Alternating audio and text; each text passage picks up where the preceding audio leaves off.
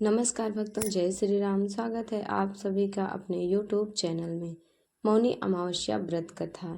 इस दिन स्नान और दान करने से पुण्य फल की प्राप्ति होती है। भगवान विष्णु की कृपा से व्यक्ति के जीवन में सुख और समृद्धि आती है, उसके पाप मिटते हैं और वह मोक्ष की प्राप्ति करता है। मौनी अमावस्या पर पितरों की तृप्ति के लिए तर्पण, पिंडदान, श्राद्ध आदि करते हैं। पूजा के समय आपको मौनी अमावस्या की व्रत कथा सुननी चाहिए।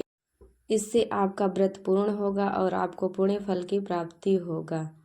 जानते हैं मौनी अमावस्या की व्रत कथा के बारे में। मौनी अमावस्या व्रत कथा।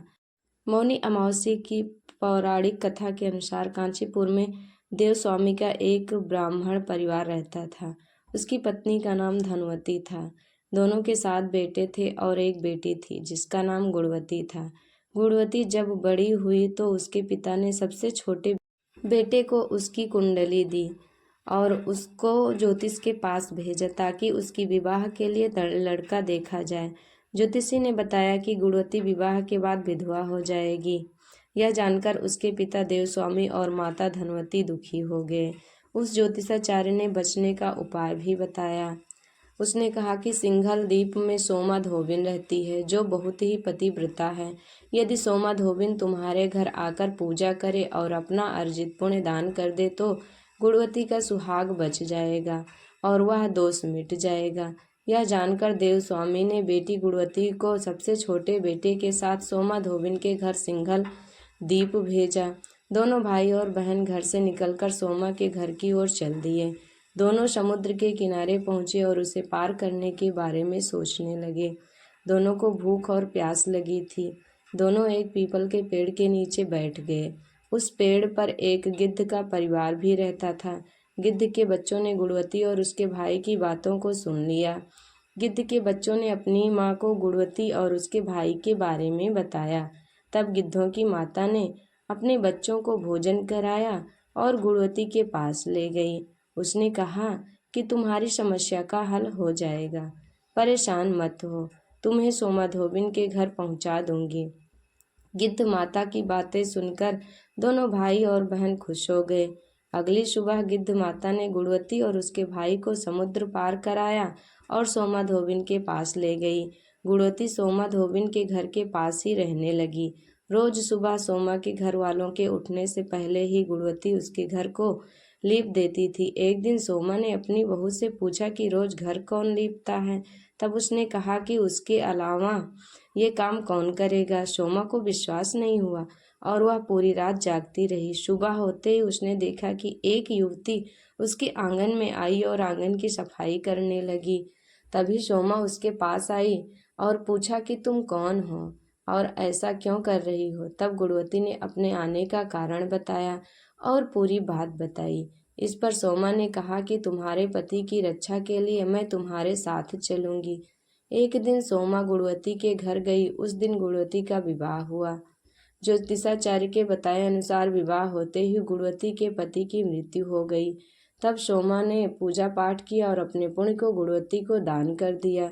इसे उस उपाय से उसका पति जीवित हो गया। उधर सोमा के पति और बेटे की भी मृत्यु हो गई। जब तक सोमा घर पहुंची तब तक उसके पति और बेटे के शव को रखा गया था। रास्ते में सोमा ने एक जगह पर रुककर पीपल के पेड़ के नीचे श्री हरि भगवान विष्णु की पूजा की थी और 108 बार उस पेड़ की परिक्रमा की थी। इससे अर्जित पुण्य से सोमा के पति और बेटे जीवित हो गए थे। वे अकाल मृत्यु से मुक्त हो गए थे। जो भी व्यक्ति विधि विधान से मौनी अमावस्या का व्रत करता है उसे भगवान विष्णु की कृपा प्राप्त होती है और उसके जीवन में सुख और समृद्धि आती है। भगवान विष्णु जी की कृपा सभी भक्तों पर बना रहे। जैसे उन्होंने गुणवती के सुहाग को बचाया वैसे सबके सुहाग को बचाए। जैसे सोमा धोबिन के सुहाग को भगवान श्री हरि विष्णु ने बचाया वैसे सबके सुहाग को बनाए। हे भगवान श्री हरि विष्णु, हम सब आपकी शरण में हैं, आपके चरणों में समर्पित हैं। हमारे परिवार की, हमारे पति की सदैव रक्षा करते रहना। ये कथा यहीं तक थी। भक्तों, आप लोगों को ये कथा श्रवण करने से कैसा लगा, ये कथा सुनकर कैसा लगा और आप लोगों को क्या सीख मिली, कमेंट बॉक्स में ज़रूर बताएं। हमारे साथ जुड़े रहने के लिए धन्यवाद। ये वीडियो यहीं तक थी, मिलेंगे अगली वीडियो में। तब तक के लिए स्वस्थ रहिए, मस्त रहिए। भगवान श्री हरि विष्णु की कृपा सभी भक्तों पर बनी रहे। याद रखें कि जब भी भगवान विष्णु की पूजा करें, माता लक्ष्मी की साथ में पूजा जरूर करें। इससे हमें सुख समृद्धि भी मिलती है और माता रानी की कृपा भी बनी रहती है।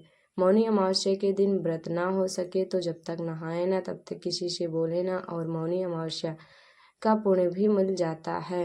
स्नान करने के बाद, पूजा करने के बाद ही किसी से बात करें।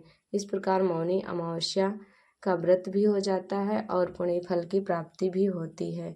मौनी अमावस्या के दिन गंगा स्नान करना बहुत ही शुभ माना जाता है। इस दिन किसी तीर्थ स्थान पर गंगा स्नान भी करना चाहिए। अगर आप लोग तीर्थ स्थान पर नहीं जा पा रहे हैं तो घर में ही, घर के पानी में गंगा जल डालकर स्नान कर लें। तो भक्तों चलते हैं, अब मिलेंगे दूसरी वीडियो में। कहानी अच्छी लगी हो तो लाइक कर देना, शेयर कर देना, ताकि दूसरे लोगों को भी जानकारी मिलती रहे। अगर आप चैनल पर नए हैं तो चैनल को सब्सक्राइब कर लेना और कमेंट बॉक्स में जय श्री हरि विष्णु लिखना बिल्कुल भी मत भूलना। हमारे साथ एक बार प्रेम से बोलिए जय श्री हरि विष्णु। जय हो माता लक्ष्मी की। माता लक्ष्मी की कृपा और भगवान विष्णु की कृपा सभी भक्तों पर बनी रहे। इसी मनोकामना के साथ ये वीडियो यहीं तक थी। जय श्री हरि विष्णु महाराज।